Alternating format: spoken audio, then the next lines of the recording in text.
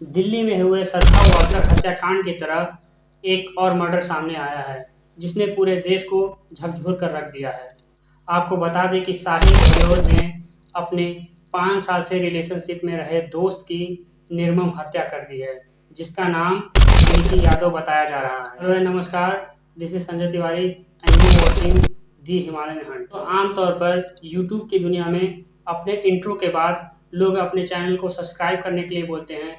Even मैंने भी अपने इंट्रो के बाद अपने यूट्यूब को सब्सक्राइब करने के लिए कई बार बोला है, लेकिन आज हम एक ऐसी घटना के बारे में बात करने जा रहे हैं जिसके लिए आज के दिन सब्सक्राइब करने के लिए बोलना उचित नहीं रहेगा। आपको बता दें कि साहिल गहलोत ने अपने दोस्त, जिससे वो 5 साल से रिलेशनशिप में रह रहा था, निकी यादव की केबल तार से गला दबाकर हत्या कर दी, जिसके बाद उसने निकी यादव के शव को फ्रिज में रखा और ठीक उसी दिन वो अपने गांव अपने शादी के लिए निकल गया।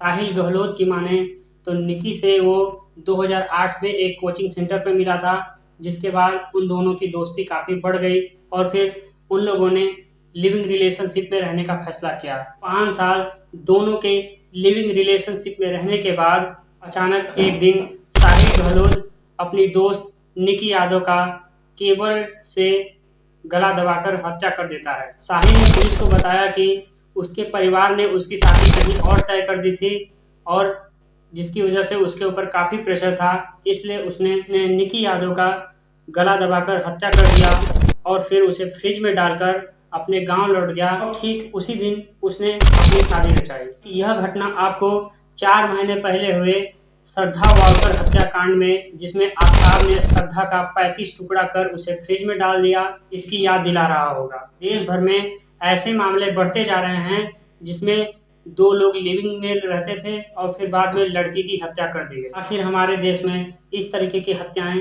क्यों बढ़ रही हैं? गहन पड़ताल के बाद यह पता चला कि हमारी सोसाइटी वेस्टर्नाइज तो हो चली है, वेस्टर्न की तरह रहना, खाना पीना करने लगी है। लिविंग रिलेशनशिप वेस्टर्न कंट्री में बहुत ही आम बात है। हमारे भी देश में संविधान ने लिविंग रिलेशनशिप को मंजूरी दी है।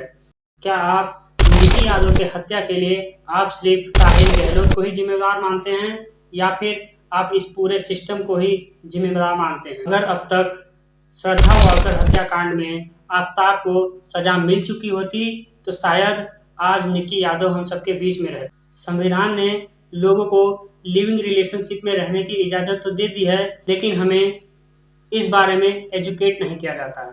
इस तरीके के मामले दिन पे दिन बढ़ते जा रहे हैं क्योंकि हमारे देश में न्यायिक प्रक्रिया बहुत ही कठिन है, जिसमें किसी को न्याय पाने में कई वर्ष लग जाते हैं। इस तरह की घटना के बाद लोग त्वरित कार्रवाई देखना चाहते हैं, लेकिन हमारा सिस्टम ऐसा है कि कोई कार्रवाई नहीं हो पाती है और लोग इस तरीके की घटनाओं को भूल जाते हैं। अगर इस तरीके के घटना में कोई त्वरित कार्रवाई होती तो लोगों के दिल में एक डर बना रहता और वो ऐसी घटना करने से पहले अपने आप को रोकते। आपको बता दें कि हमारे देश में 4 करोड़ केस पड़े हुए हैं, पेंडिंग पड़े हुए हैं। इन्हीं विलंबता के कारण लोगों को न्याय होते हुए नहीं दिखता है, कोई कार्यवाही होते हुए नहीं दिखता है, इसीलिए अपराधियों का हौसला बुलंद होता जा रहा है, जिसके कारण लड़कियों के ऊपर ऐसी घटनाएं दिन पे दिन बढ़ती जा रही हैं। साहिल गहलोत 24 साल का है, जो हरियाणा के झज्जर का रहने वाला है। साहिल गहलोत जब पुलिस के हत्थे चढ़ा तो उसने बताया कि उसने निकी यादव के शव को नजफगढ़ के मित्राव गांव के ढाबे के फ्रिज में रखा, जिसके बाद यह खबर मीडिया, प्रिंट मीडिया और वेबसाइट के जरिए आप तक पहुंच रहा है और मीडिया में कई महिला एक्टिविस्ट और कई महिला विक्टिम को बैठाकर न्यूज एंकर उनसे सवाल पूछ रहे हैं और वो अपनी जवाब दे रहे हैं। लेकिन मैं आपको बता दूं कि यह केस भी श्रद्धा वाल्कर हत्याकांड की तरह हमारे सिस्टम में गुल हो जाएगा। लोग इसे भूल जाएंगे और फिर किसी दिन हम निकी यादव, श्रद्धा वाल्कर की तरह किसी और लड़की के बारे में चर्चा करेंगे।